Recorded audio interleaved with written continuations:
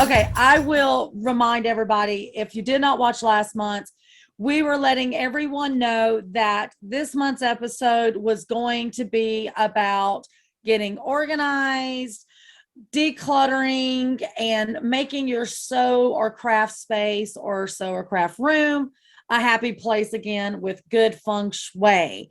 And at the end of the episode, Rona and I started talking about how much fun it would be to have a competition of everybody sending in their before pics, and then by April's episode, sending us their after pics.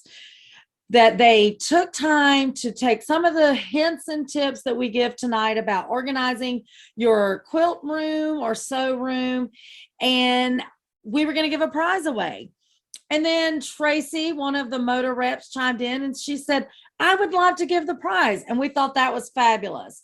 And then the voice of Oz, as you all know it, my brother Steve chimed in and put me and Rona on the spot that we should have to participate in this challenge as well. Now, I know many of you guys laughed and tee-heed and thought that was hilarious at my and Rona's expressions. And us how'd you feel about that? And us trying to get out of it. That's exactly what happened. That's exactly what happened. If you guys have already got everything shared to your social media, you guys know Rona, I'll leave her to last. So Brandy, if you want to go ahead and introduce yourself. Hey everyone, my name's Brandy Maslowski. I am the Quilter on Fire. I am a quilt maker and textile artist. I travel the world teaching, speaking, and judging quilt shows.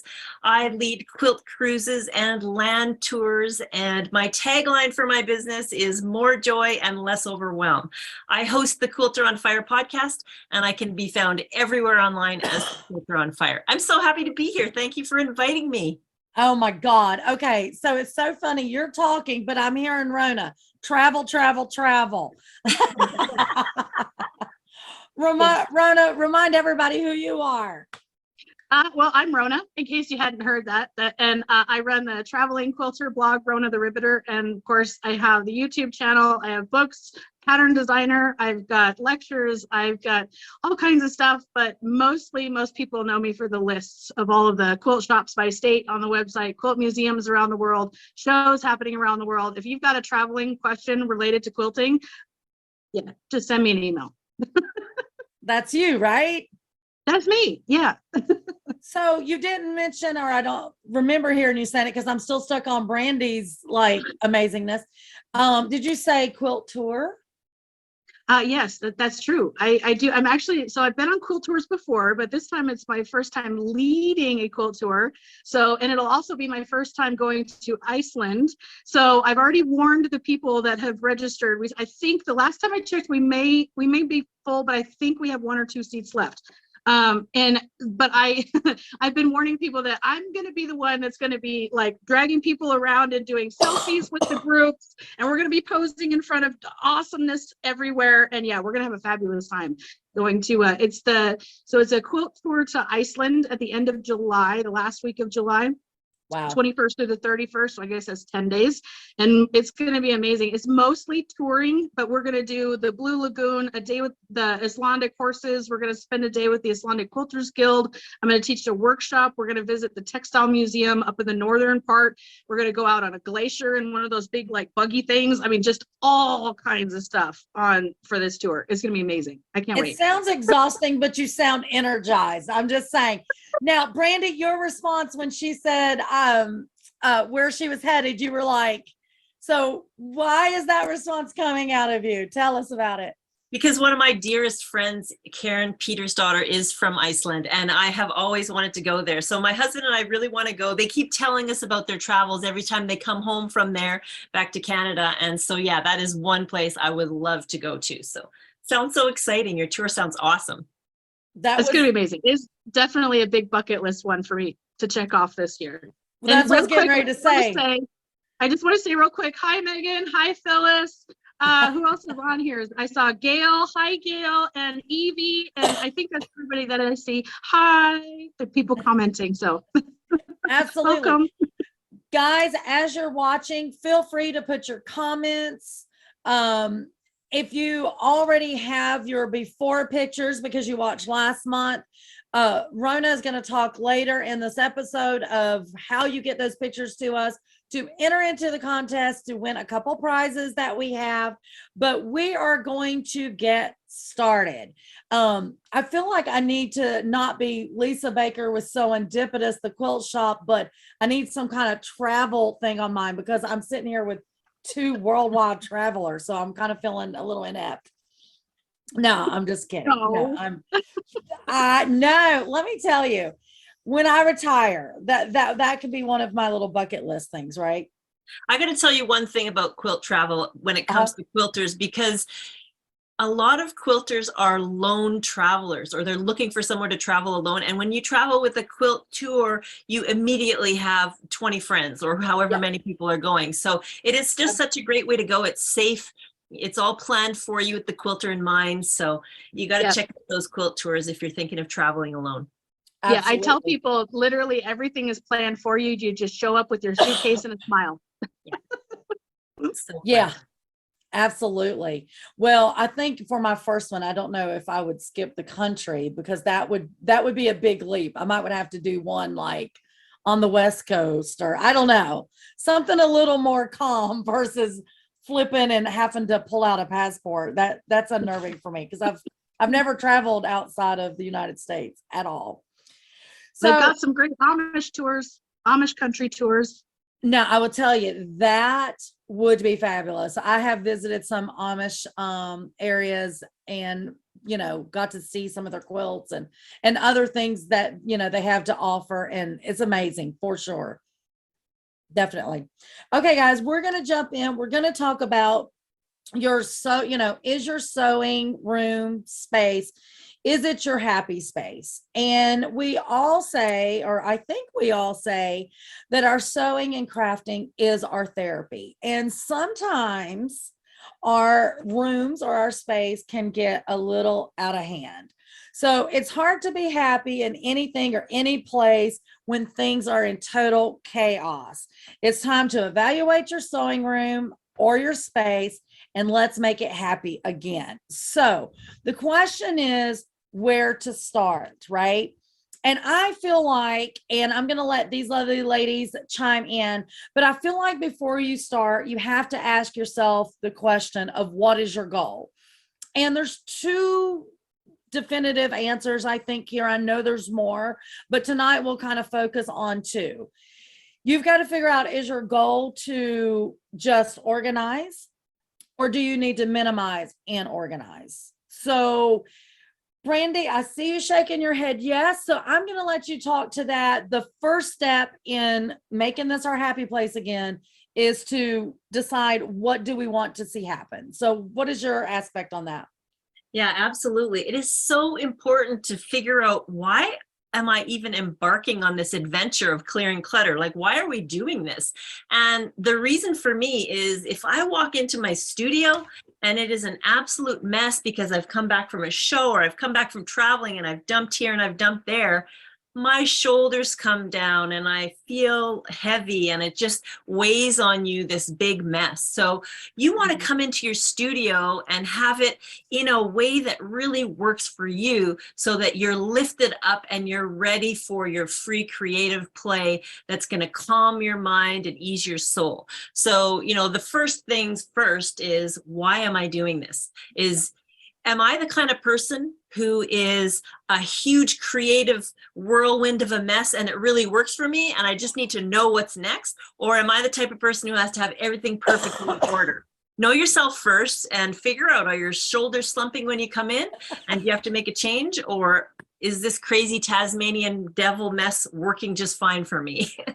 I want to reinforce that and say absolutely 100% what Brandy just said, because my sewing room, we just moved. Most of you know that have watched this before. My husband and I just moved up to Indiana, and we bought a house that has a full finished basement.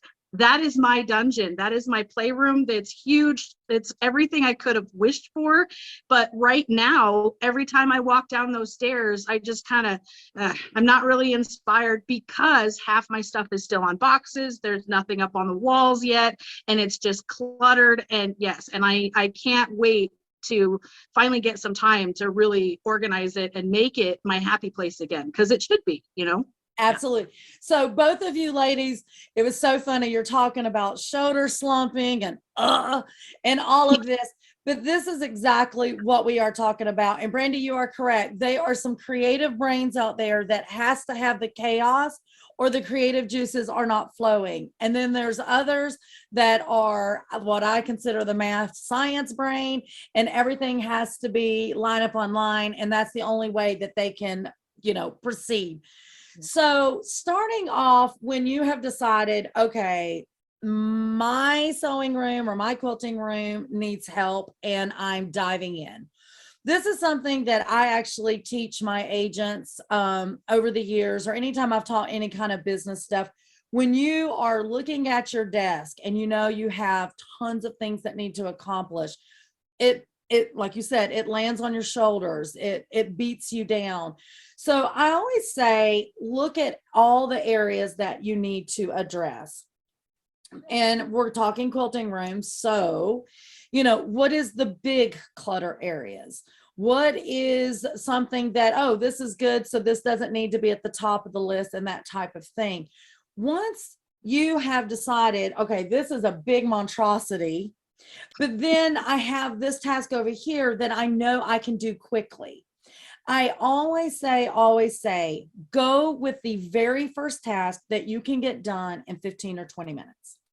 Once you've done that, and for example, something as simple as our, snippets, right? Our threads or whatever. If you're like me, you have a couple of these throughout your sewing room. Sometimes just that 10 or 15 minutes to play the quick cleanup, dumping all of these out, dumping the trash out, then you can feel accomplished, and then it inspires you to do the bigger task. Do either one of you ladies feel like sometimes tackling a small thing then motivates you to do the bigger? Oh yeah, absolutely. You need to find that low-hanging fruit that's going to give you those quick wins.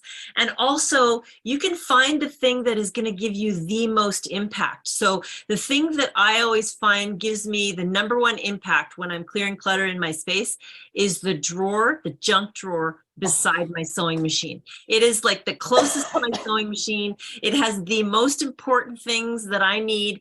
And my shoulders slump if I open it and my seam ripper's not there. So I like to have everything I need.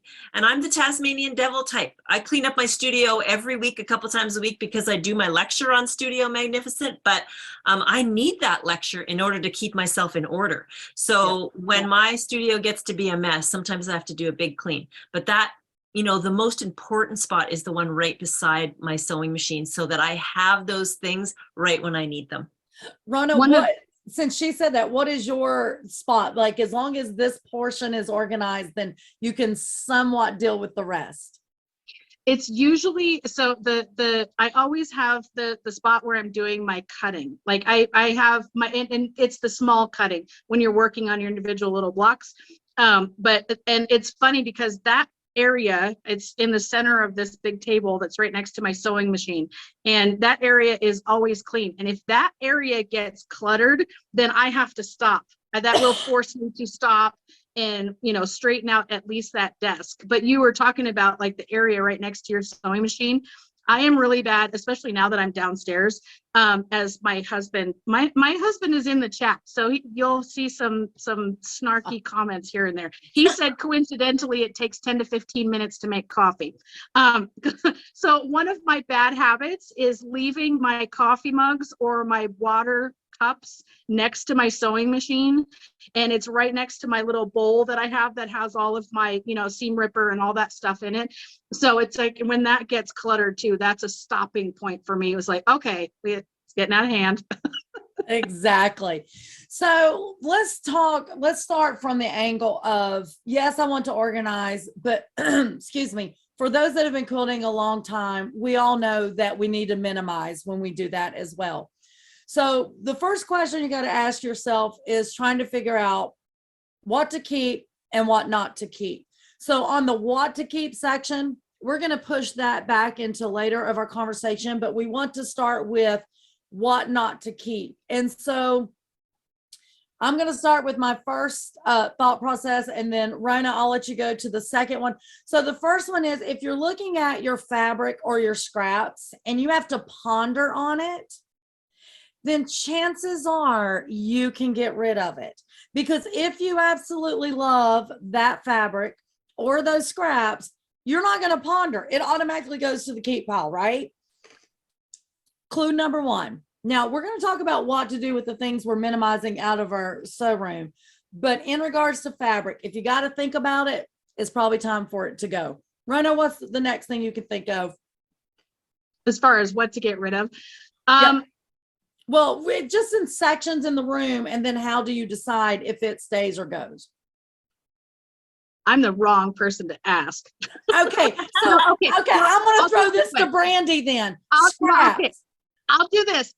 Okay, so first of all, it pains me to get rid of fabric. It really does. I even keep, when you're trimming your blocks down, those tiny little strips, I put those into vases and put fake flowers with ribbons and stuff. So I mean, it pains me. But when we moved and I really had to pare everything down, I had to go through all of my stash and figure out, okay, what am I going to keep and what am I going to get rid of? And there were actually projects, like whole projects that I had planned that I had to say, okay, am I ever going to finish this project? Realistically, am I ever going to finish this? And there were several that the answer really was no, because I kept pushing it down to the bottom of the pile. And so that's one thing that I would suggest looking at, especially if you are like me and have just a few UFOs in there. Well, that's what I was going to say. You're jumping down my list, but we'll go there. I am. You Sorry. said it. No, you said UFOs. And so the projects you're talking about you got rid of was ones that you had collected for, had not started, or you had actually started? No, they were already started, but I just knew that it was not something that I was passionate about, and it wasn't. And because those projects, if you're not passionate about it and you're not into that project, it's hard to finish it. Then it becomes work. So those are the ones that I was like, okay, these can go. I'm going to need to get rid of those. Absolutely. So I think we should bring in the expert though, because this part, yeah. Yeah. So that's what I was going to say. Brandy, before we get down the list, let's go back to the fabric a minute and let's talk scraps. Oh yeah. So what is your rule of thumb? For you personally, we all got, different views. I don't want the ladies or men throwing things at their computer screen, but you personally, you teach craft room organization. What is your rule of thumb on scraps? Now, if I was in a lecture and I told people if they were pondering over their fabric, they should get rid of it, I think that the people would be like, exit. So, I mean, I'm going to respectfully disagree with you, Lisa, on that one, because actually, Lisa, you're on one side and Rona, you're on the other side. You want to keep everything. And it's such a good example, the two of you, because everyone is different. So what I say in my lectures, when we're talking about getting rid of anything, whether it's fabric or whatever, I talk about sort of the Marie Kondo way of looking at things. So Marie Kondo talks about, does this bring me joy, right? And so there's so many times when we are doing that ponder thing, we're not sure if we want to get rid of something, we're not sure if we're going to use it again, we're not sure if we're going to get rid of it and then wish we hadn't. So what I say is make your decisions quickly, be confident in yourself, be firm with yourself. But if you're unsure, I say keep it. I'm never going to tell anyone to get rid of anything, because what you do then is you have fabric you're unsure of or you're pondering over. You can keep it, and then 6 months from now you can look at it again, and then you'll be able to say, oh, I didn't use that the last 6 months, now I can let it go, or I actually did use that and I'm so glad I kept it. So and Brandy, that's what I, when I'm saying that, that's exactly what I mean. So in this instance, we're talking someone that hasn't touched their room forever versus someone that does go through their room periodically, right? Yeah. Because that is the exact thing. Like the first time you do this, you're going to get rid of, and we're going to talk about where those things go. I shouldn't use the word get rid of, but the rehousing, right? Who is it going to? But if you do this on a periodic, it does come down to that. You can make those more snap decisions. And if you do have to linger too long, you already know the answer. You just don't want to be realistic with yourself. That's, honestly what it boils down to. But with scraps, do you have a rule of thumb that if a piece of fabric is an X amount of size, it goes here or goes there? And Well, I do scrap challenges. So I accumulate up to 7 garbage bags of scraps, and then I do a huge challenge, and I send my scraps all over the world. And it's really Love fun. it. I'm having one come up pretty soon in the next couple months. But what I do with my scraps, if you can see this big drawer right beside me, it's about 3 feet by 3 feet. It's Oh, huge. wow. And so you can see scraps on my table right now. When I'm done with scraps, I put them in that drawer. When that drawer is full, I could fill 2 full laundry baskets full of scraps. I take them upstairs with me and I watch a movie with my husband, and I sort them on my floor into rainbow. And then if you can see the drawers beside me right here, hard to know which direction, I have 16 drawers like that house my rainbow scraps. So I've got red, orange, yellow, green. I've got all the colors of scraps. And so I do that because I am a textile artist, and I use scraps from 1 inch and up, every different size. When I put things in color, that really works for me. But other Absolutely. quilters who maybe aren't textile artists, they're more traditional quilters or modern quilters, they might want to do it in a different way. They might want to do all their solids together, no matter what color, or they might want to do all the batiks together, all the flannels together, or whatever. So some people take their scraps right off the project they just finished, and they literally cut their scraps into squares and triangles and put them in bins, and they sort them perfectly. I'm not like that. I just do willy-nilly in all these color piles, like all these drawers, and that really works for me. So you kind of have to find out exactly what works for you. that's what I Yeah, was I getting have- ready to say. The key thing on scraps is you have to ask yourself, are you a scrappy quilter or are you not a scrappy quilter? If you are a scrappy quilter, hold on to them for dear life and use them, use them, use them. If you're not a scrappy quilter, find a friend that is a scrappy quilter, because that will be like a treasure for them. And Yes. you can do, like you were saying, like a little trade, I'm giving you my scraps and you're giving me your old patterns, or whatever works for you. Rona, do you cut your scraps down into size? I do not. So I do this similar thing to Brandy. I don't have a big drawer. I have a box that I throw them all into. And then as soon as the box gets full, then I separate them out by color. I don't separate them out by size. I just have them in big bins of by color. But I actually have a friend in North Carolina that her scraps, she does separate them out by color and then by size. So she'll have like a fat quarter or less in one bin, and then less than a yard in another, that sort of thing. But I also have a friend, Nicole, who she is exactly like you said, where as soon as she finishes a project, she will trim her pieces down to an equal number, either like charm square or certain triangles, what have you. And then she has them all neatly coordinated in these boxes. And I am just in awe of her organization, because I thought I was organized, but holy moly. Yeah, she's much further than me. So yeah, there's definitely all different ways. But like you were saying, what we've been saying all along is you find what works for you. Yeah. Yeah, absolute. So we briefly kind of discussed the UFO thing. And like I said, we're just in the minimizing portion, guys, of this conversation. We'll talk about how to organize the things we're keeping.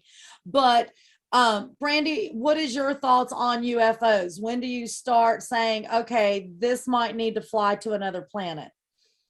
Well, I don't think it's important to get rid of UFOs.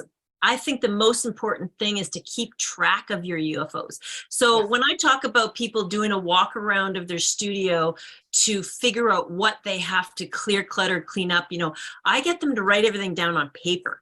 And so you're not making a huge mess in your studio, pulling everything out. You're getting things written on paper. So first thing you're doing is you're making a list of things you have to do to clear clutter, and then you can prioritize that. But when it comes to UFOs, you're also making a list of your UFOs.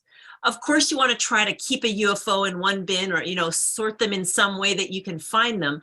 But if you have a UFO list on your computer on a spreadsheet, or on your wall, or on a whiteboard or a bulletin board, you can literally check that UFO list before you go to the quilt shop. Instead of buying all new stuff for another UFO, you can say, wait, I just need binding for this baby quilt and the kid's 3 years old. I've got to get this one done, you know? Yeah. So you can check your UFO list and you can check things off because it's right at hand, and, you know, you'll never start a new project because you know which ones you have to finish. Yeah. I am now going to buy a whiteboard specifically for that purpose, because that's a fabulous idea. Well, that's what I was getting ready to say. That I'm a big list person. I list everything, and you know, later in the conversation, you know, that's part of the organization, and you know, we'll talk about those things. That's kind of a little jumping ahead, but definitely, Brandy, you are from my heart. I'm a list person because, you know, it's the old saying in accounting: if you know your numbers, right? Yeah. And so if you know what you have on hand, it will keep us on track. And we'll, once again, that's part of the organization, and we'll go there. So let's talk thread. Thread. So in regards to, and like I said, we're just on minimizing. We're not, you know, guys, we're not on the other topics of what to do afterwards. We're trying to help you guys shrink what you have in your space. So let's talk thread. What is your rule of thumb, Rona, on thread? When do you review your thread, and you know, what's your thought process on when does thread got to go? You know what? It's funny because same thing. I don't get rid of anything. No, I have a bunch of thread that I started. So when I first started quilting, I really didn't know a lot about the different types of thread and what should be used for which projects, that sort of thing. And so I have a lot of thread that I really don't use anymore, because it's not appropriate for the quilting projects that I do now. So, Right. But I still don't get rid of it. But I know that, and the only time I go through my thread is really if trying to figure out, do I have this color that I need? But I do know, and I'm sure Brandy, you know more about it, that thread has a shelf life, doesn't it? Especially cotton thread. Oh yeah, for sure. It does have a shelf life, and you can usually tell by just breaking it. But you know, you don't generally have to get rid of thread. It lasts years and years, but you don't generally have to get rid of it unless you have all this thread you've collected for 30 years and you've never done a clutter clear of your thread. Then it's time to do a clutter clear. And really what I would do is I would sort out my thread in the kind of crappy dollar store junk and all the stuff that's, you know, been hand-me-downs from older generations or things like that, that's just not that great quality, or, you know, it's really old. I've even been known to cut thread that's really old and crummy off spool so I can keep the beautiful wooden spool. But there's thread that you do want to get rid of because it's not that great quality. There's old polyester threads that was really used by your mother or grandmother for clothing. You really want to keep the stuff that's related to you. And then when you do have the thread you want, you really want to care for it well. And that's another great idea. Let's say you have a thread rack like I have over here. You want to take a picture of it and save it in your favorites on your phone. So when you go to the quilt shop, you know what colors you have. And you're not buying thread that you already have, and you have 10 beige threads and, you know, 5 black threads, and you end up having so much thread of one color. You always buy what you like the most. And, you know, I end up having a lot of blue all the time, or yellow. So, you know, you want to make sure that you're keeping track of what you have and you only buy stuff that you need, right? I gotta say real quick, because you were talking about thread as far as taking a photo. So, but what I typed in my notes was to take a photo of all my K-facet fabric, because I collect his fabrics. So I am now to the point where I am buying duplicates. So yeah, that's a good tip. Brandy, I love that you said, this is one of my pet peeves, is people that they decide they want to start sewing, right? And then they ask you, you know, for help, this or that. And then the next thing you know, you talk about thread, and they're like, oh, I have tons of thread. My great grandmother, I have her sewing box. And I'm telling you, it absolutely throws me over the edge. But I'm like you, I'm like, take the thread off, keep the wood spool, and let's keep it moving for sure. And then you were talking about taking a picture of your threads. Now I should do that for, you know, my threads that I use for my machine, but my hand stitching threads, for hand embroidery or whatsoever. Now, this is the geek in me. I have an Excel spreadsheet.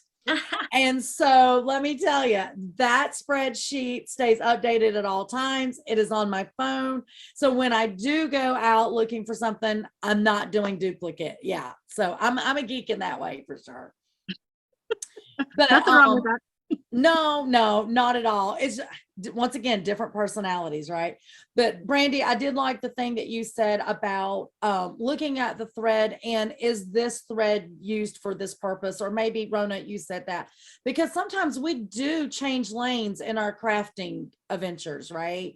And the thread that is appropriate for one particular type of project may not be appropriate for another. And if you do not segregate those some way, you could potentially mess up a project because you've not used the appropriate thread for it. Definitely. Okay, so let's move on to patterns, magazines, and books. Who wants to, I see you grinning, Brandy. Do you have a little thought process on when you might minimize? Remember, we're still talking minimize, not organize. Minimize the amount of patterns or magazines or books that you have. Yeah, and this is a really good tip because everyone is so different. Someone might need to have 100 magazines, someone might need to have 10. So really, I think what's a really good tip in minimizing your magazines or your books, for instance, is to go through, get them all in one huge pile like Marie Kondo does. Get them all together. First thing will be you will be astonished at how many you have, and then go through them one by one. Will I use this? Do I love this? Is this really important to me? Put it on a shelf where you're able to see it all and decide what kind of space you want to fill. And say you have 50, you might be able to get it down to 30, give them to charity, give them to a thrift shop or something like that. But let's say you get them down to 30. Then you want to be firm with yourself and say to yourself, how many do I want? What space do I want to fill? And that's it. So if I am going to go and buy another magazine, I got to get rid of one so it fits in my space. And that's a really good rule of thumb. You should be able to pick your number, whether it's 30 or 50 or 100, have a space for it that fits them nicely. And then if you go and buy more, you figure out which ones can I move on to the next person or donate to the guild or whatever. Rona, so you know how your heart was palpitating when I said throw away some or not throw away, but move it on to a new house about fabric. Brandy's saying this about books and magazines. My heart is palpitating. This is no lie. I have a bigger stash of patterns, books, and magazines than I do fabric.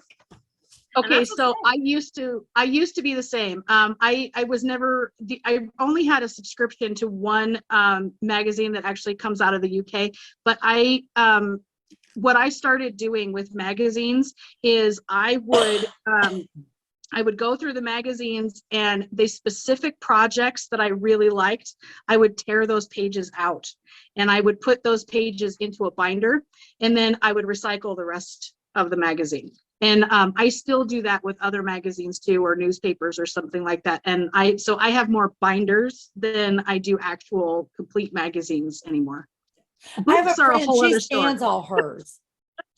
She digitally scans whatever she loves, she scans. And that's a good idea too. Yeah, and because Anna just commented, digital patterns don't take up too much space. Same thing with the magazines. Yeah. I gotta have paper, people. My brother is a big reader. He has been on an e-reader for I don't even know how long. I cannot. I want the book. I want to put it on my shelf and be like, I read those 400 pages. Okay, so we're already at the halfway point. Yeah. So we got to start talking about actual like organization portions of things. Yeah, but let's talk about real quick. Let's just throw out. We talked about actually all the things that we want to minimize. Where are these being rehoused? So let's talk about donating. Brandy kind of blurbed in there a couple of different times about where you can donate. Either Rona or myself mentioned also like you could do an exchange with one of your quilty friends in that type of regard. Throw out, guys, a couple of places where things can be donated. So real quick, like I said, when we moved and I had to downsize everything, I literally took a big box full of the stuff that I wanted to get rid of to my guild, my quilt Yes. guild. And I just put it in the corner and made an announcement, whatever you want, if you want it, dig through it, take it. And whatever was left over went into a donation pile to make quilts for giveaways for donation quilts. So guilds are always a really good place to start with. Absolute. Brandy, do you have an example of a place to donate?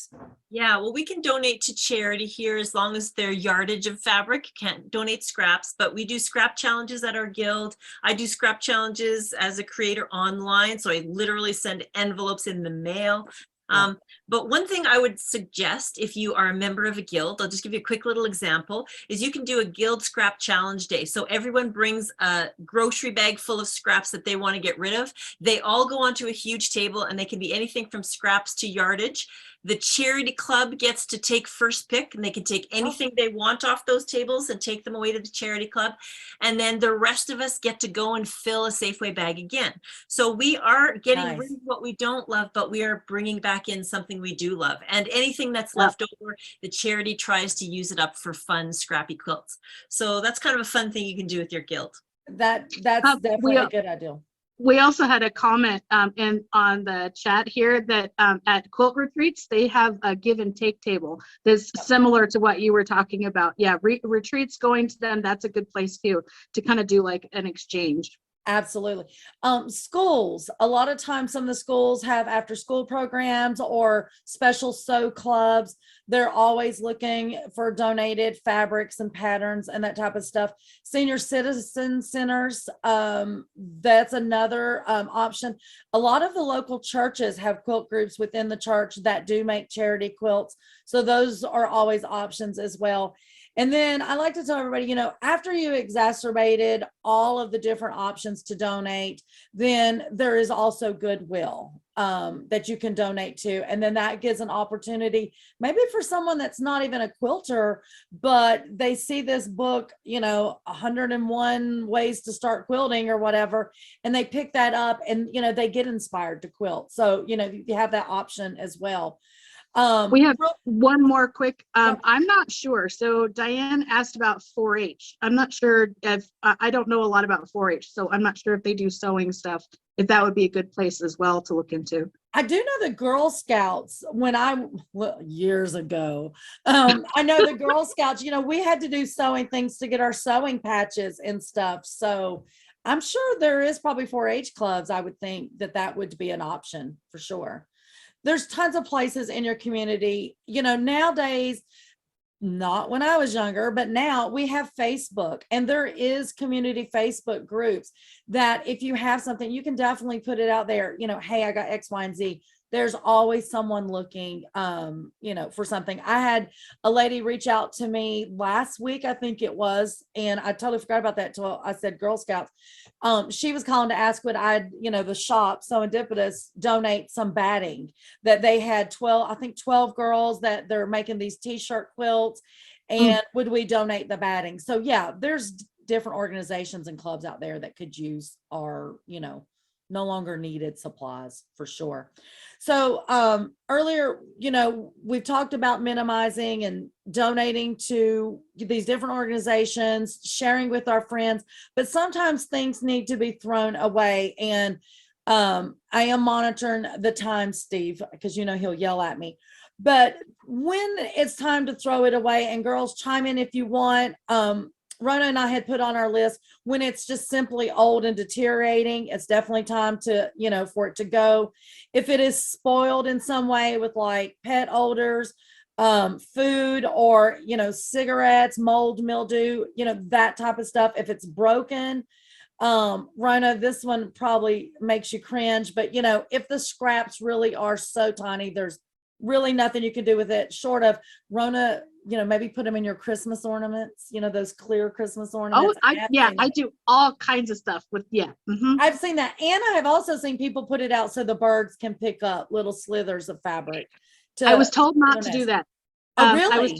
Yeah, I was told not to do that because when the fabric gets into the nest and it gets wet, and it can something with I can't remember, but I was told not to do that, to put them Probably out for maybe the it birds. would mildew or something if it gets wet. I think so. Mold? I don't remember, but it was something about when the fabric in the nest gets wet and there's Housing something like moisture. bad Yeah. about it. Yeah.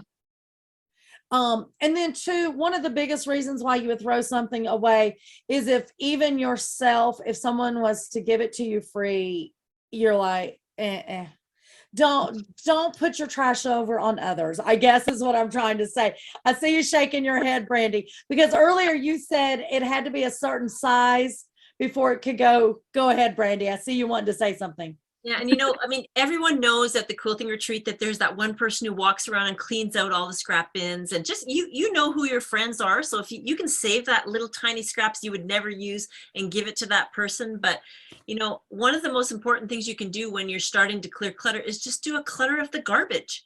Like you could find an entire garbage bag full of stuff and it's like a breath of fresh air because you just haven't cleaned up the junk in a while. So yeah, get the garbage out of there, and it's just like a quick and easy 5-minute win, so that's a really good way to get started. Absolute. So on to organizational tips. Now that you've went through, you've decided what you want to get rid of, what you want to keep. Now you got to make it all perfect and pretty, like Brandy's room right now looks. And we already know that Lisa said behind this quilt is a disaster area. So hopefully in April, this quilt will come down and you will see the beautification of. But like Brandy was saying, and I think Rona said she uses boxes, but Brandy was saying in her drawers, she uses to keep her scraps in color coordinating or whatever. If you are not one of the people that are have the luxury of a bunch of drawers and that kind of stuff, but you do have shelving units, I will show you really quick. One of the things that I will be using, I've kind of just been stacking it up, but is clear containers like this, because behind me, for those of you that don't know, they are big fabric shelves behind me because serendipitous used to be in my house. So they're like 25 inches between shelves, right? But I did recently go get these clear containers so I can do the Roy G. Biv rainbow effect. One will be for reds, blues, and greens. So if you don't have drawers, these are really good because they are see-through. And, you can choose to put a label, but when they're see-through, do you really need a label that says red? You can see it's red. So Brandy, do you have other suggestions, if they don't have the drawers or like a place to store bins on shelves? Yeah, for sure. I think my first recommendation is shop at home for bins first. Like, where do you have in other areas of the house? Do you have bins under a coffee table in your living room that you could repurpose for your studio and then maybe buy new ones for upstairs?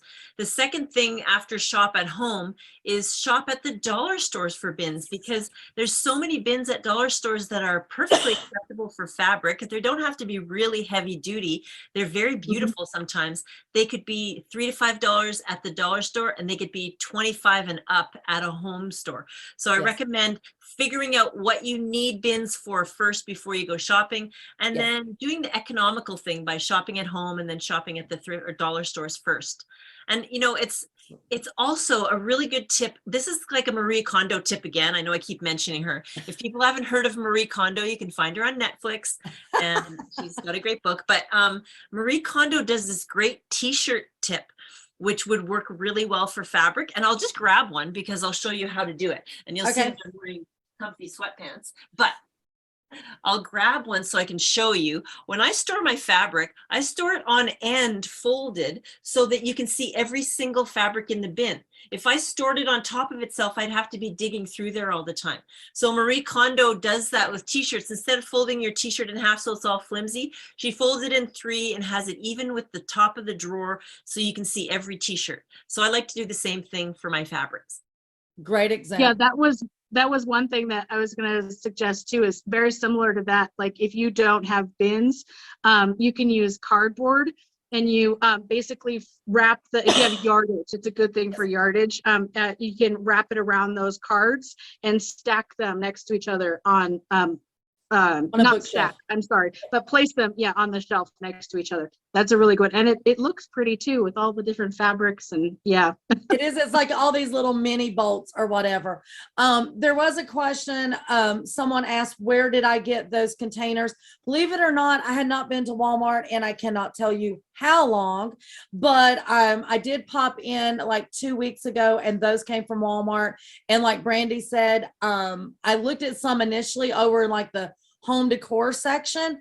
Pretty pricey. I held on to them. It's not what I really wanted. And then luckily I got over into the dirt cheap house cleaning area and there they were like maybe $1 or $2 each. And they were the 2 different sizes. I did that intentionally because the ones that are smaller, I do like applique. So some smaller scraps I will hold on to. And then for the bigger pieces, kind of like Brandy was showing, I can fold, on edge for those, but those did come from Walmart. So thanks for asking that.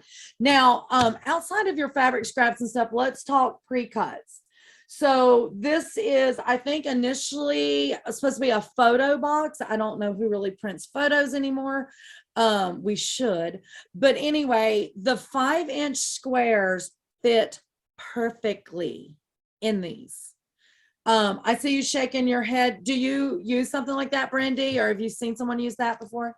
When I do my pre-cuts, those are kind of my favorite fabrics because they feature lines of fabric or collections that I want. And so what I end up doing with my pre-cuts is I keep them all on display in my studio to inspire me. So I have them all over my studio in little vignettes, and I keep them out so I don't forget about them. Rona mentioned Cape Facet fabric earlier, and there have been times when I've gone into a box behind a box under a box and I've like, oh, I found all this Cape fabric I forgot about. And it's just such a shame that it disappears into your studio somewhere and you go and buy more because you can't find it and you really want to make something with that fabric. So yeah, I kind of keep the things on display that I love the most and I want to use next. Absolutely. Yeah, I do the same thing with like my jelly rolls and things like that because they just look so pretty. So yeah, I keep those out on the shelf too. Yeah, for and I like inspiration. most of the jelly rolls. They're kind of sealed in plastic too, so they don't get the fraying. In regards to pre-cuts, now I will tell you, Moda Fabrics is the one turned me on to this. So this is a bamboo box. No, it's not see-through, but I don't normally keep it with the lid down. This is actually for tea. And it is the perfect size for your 2.5 mini charms. Yeah. And these actually you can, move them or whatever. But like I said, this was a Moda thing they put out. I thought was fabulous. This also was one of the bamboo things, and you can take these out to make them whatever size, but the 2.5 fits in these. And then also I've seen people take all of these out and lay their extra jelly roll strips in them. Which they do make, guys, they do make plastic ones like this that are the 2.5 inch for your jelly rolls. I love it, Brandy. I see it.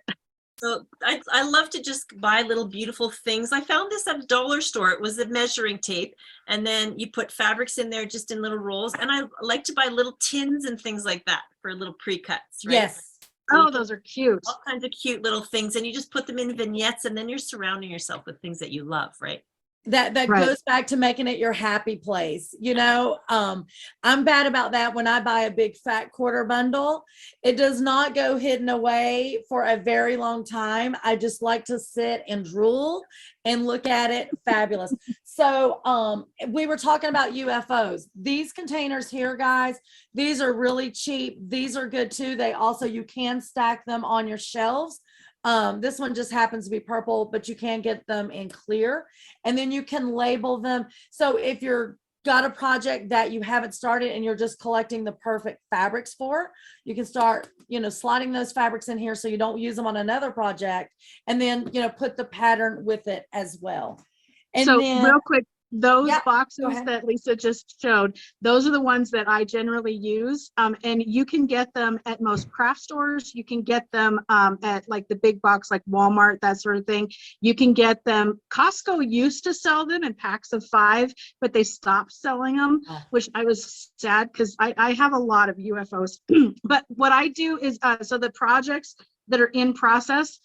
Those boxes are roughly, I think they're roughly between 12 and 13 inches square. So they're a perfect size to put your blocks in as you're working on your project. So if you only have time to work on it a little bit, then you could put everything back into that same box, like Lisa said, with the pattern, and then stick it on your shelf. So you can it helps kind of keep things a little less cluttered. If you do that, I usually leave mine out, but yeah. Yeah, absolutely. So for those, like I have probably only one that is a UFO in it, and it is because of just what you said. I want to keep the blocks, you know, flat and all the fabric in there. But most of my UFOs, as an example, I have them in these project bags. So it's got the clear window, everything that I need in there is in it, and it has the handle. So I actually have a hook that and let's be real, we all have a bunch of UFOs, but I have about 6 of these. So my 6 most frequent that I'm working on ends up going, you know, in these. And like I said, I use these for the projects that are in waiting or I'm still collecting. And back to what Brandy was saying in regards to taking inventory in your, you know, in your sew room, it saves you money, you know, for one, because you do know what you have now. And in each one of these project boxes, I make a list of what I have that I got out of my stash and what I do need to purchase at whatever time I'm ready to do that, or when I find that perfect, you know, thing. Last year, this book came out by, I don't know if you can see it, there's a glare, but it's called A Quilter's Life Planner and Workbook. And some of the things that Brandy was talking about is in here, where, you know, you're listing out some of the inventory, whether it's thread, your fabric, your UFOs, the things you want to do, but there's also timelines in here. So Brandy mentioned earlier, I'm saying, if you haven't used it and you don't love it, get rid of it. And Brandy's like, well, maybe hold on to it for 6 months and then rethink about it. There is a place in here that, you know, basically these are my to be thought about, but you're putting a timeline on it so you don't continue to pile on top of it. So these are really cute if you guys want to get really serious about your quilting career and, you know, stay on track with your projects. And, you know, like Brandy said, if you got a baby quilt and you're kind of like, oh man, I got to get that binding on. But if you have all your UFOs listed out, you know, you can triage them basically. So Brandy, how do you store your UFOs? I'm assuming that you have UFOs. You can see I have IKEA shelves with bins in them over here. I also have a big filing cabinet that I painted in a color that matches my room. So I have a filing cabinet full. And I have them in little clear bins also in shelves in cupboards. So, you know, I have them, these ones are like giant projects and other ones are little fiber art projects. So they're in different size things depending what they are. But you can see on my wall right here that I have lists. There we go. I've got lists all over my walls. You can see them of projects on the go and things that I want to do and dreams and things like that. So I keep them all there. If I'm going to the fabric store, I never go without looking on this list like, oh, right, I need to think about a backing for that antique quilt that I need to do, you know, something like that. So it's great to have that list.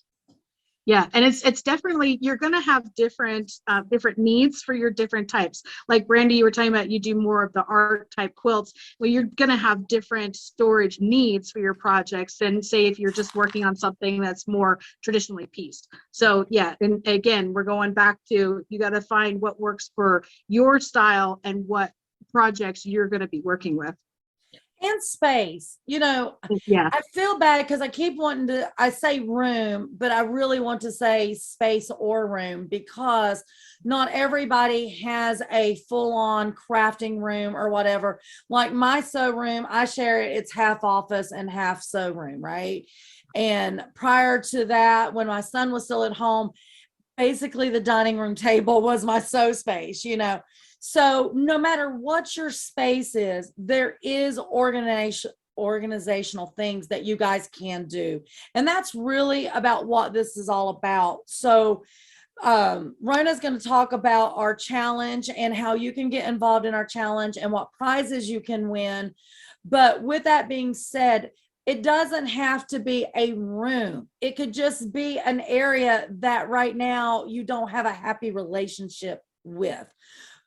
Brandy, before Rona starts talking about our challenge and how they can get involved and what to win, what is your last love tips that you would love to give our viewers to help them get on the road to success for their happy place? You know, my final word would be there are all kinds of, tips and tricks out there. Lisa and Rona brought so many great topics to the table today that we're talking about. And I encourage you to try everything that you're hearing. But if something doesn't work for you, try something else. So everybody is different. Make sure you're doing what works for you. The last tip, if I could finish on something, is, once you've worked so hard clearing clutter and you've done all this work, do this sort of create this habit for yourself where Yes. every single time you're in your studio, you're just tidying up before you leave. Because think about how your kitchen feels the next morning if it's all clean when you're about to make breakfast, right? The same thing for your studio. So tidy it up a little bit each day to make that big task smaller. And then finally, the last thing I would say before, if I was gonna say one tip, is to make your space beautiful for yourself. You love pink, paint your room pink. If you want little vignettes of antiques everywhere, buy them everywhere you go and make little beautiful spaces in your studio that will keep you coming back again and again because you love it so much. Very Yeah. good. I love it. Those are fantastic tips. And also don't forget, Steve posted in the chat links to where you can find Brandy, all about her podcast, her website, all that fun stuff is in there. Be sure, follow her, check her out. She does amazing stuff. Her podcast is really fun. You definitely want to log into that and listen. And then, and if you have any questions, obviously you can email, put in the chat. We'll be keeping up with this after we go off the air. Obviously, we'll be looking at more comments. So for the contest that Lisa and I were not able to get out of last week, or last month, I should say. Gosh, it's been a month already. Okay, so the challenge is we want you to take these tips and we want you to overhaul your sewing studio. If you have a sewing area that is just not really your happy place right now, it's cluttered, it's whatever, and it needs to be overhauled, we want to see your before pictures. No So judging. No judgment, trust me, because Lisa and I'm in a hotel room in Arizona right now, but I have, So, so there is no judgment-free zone, but we want to see your before pictures. We want to know what your studio or your sewing space looks like right now, because we are going to challenge you to clean it and organize it and make it your happy place. So the whole thing, so we're going to have I think we decided on, we're giving everybody, is it till the end of this week? Or the 24th by midnight. Right. So you can either post them in the chat for this live. You can email them to Lisa or I. You can send them via private message here on Facebook. You can send them to my info@ronatheribbeter.com. And there's lots of different ways. Just get your photos to us. And then by next month, which our next live is April 18th. And so a few days before that, so we have to see your after pictures by April 14th. That is, what is that? Is that it's about four days before our live. So that's a Saturday? I don't know. It's a no, it's a Friday. 14th. It's a Friday. It's the day before tax day. Okay, so at least here in the States, it's the day before tax day. So so we want, and then we're gonna do 2 prizes. We're gonna do a grand prize and then a runner-up for the most improved. And then I know that one of the prizes, Lisa Sewendipitous is giving away a $25 gift card, and then which is amazing because she has a fabulous store if you haven't been in there.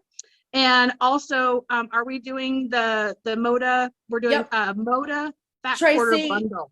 Yep, Tracy, my Moda rep, she is going to be giving up I think she told me, do not hold me to this, guys, a fat quarter bundle, and I think it's grunge. It was really pretty, but that is happening. So there's 2 prizes that you can win, and you ain't got to be local to me or Rona or Brandy or anybody, because we will pop your winnings in the mail to you for sure. Yes. Now, let's talk about this real quick about your pictures. You do not have to post them on Facebook if you do not want your name attached to it, but you do have to make sure your name and information is attached to those photos if you want to win. So Yeah. when you email those to, like I said, us here at Serendipitous or Rona at Rona the Riveter Traveling Quilter, shoot, send them to Brandy at Quilter on Fire. She will make sure they get in the mix. And Brandy's Rona was like, talking. don't put me in the middle of this. Oh yeah. Brandy is, please. She's now one of the cool kids. But anyway, get your before pictures in the mix, get your after pictures, and then like Rona said, most improved. And guys, most improved really might be most creative. Like you never know how the judging is gonna go, but there is 2 chances to win. Yeah, and Lisa and I are participating. Obviously, we cannot win, even though I would love a Moda Grunge Fat Carter Bottle, but that's right. But yeah, so we are participating as well. So you guys will see our before and after post pictures of our sewing spaces. So don't think that you're alone in this. We are there with you. We are. So, oh gosh, here comes He's brother in Yes. here. So I just want to say to everybody watching, now Rona can probably get, I'm going to talk to her husband. We're going to make sure these 2 cannot do any cleaning up before they do their before pictures. Okay. No cleaning before doing your before pictures. Who's got Rona, the I will talk to disconnect your button on husband. him? And Lisa, I will take your pictures myself if I have to. Y'all, I'm going to tell you, this boy has been on thin ice since last month, for real. Because, Brandy, what you don't know in my defense. So, this is my story and I'm sticking to it. I had a quilt shop in my house for 4 years. So last year, at the end of the year 21, I had less than 2 weeks to get this quilt shop out of my house and into the brick and mortar and do Christmas and New Year's. So this place was destroyed. I have worked every day since. It is still destroyed, sister. So I don't think this is fair. He wants pictures before a little bit of cleaning. And I just moved. Yours is in boxes and you already was nicely packing. I am sure everyone who is watching has their own unique set of challenges. And that's probably why their favorite place or spot maybe doesn't look the best right now. So that's why we're doing this. So.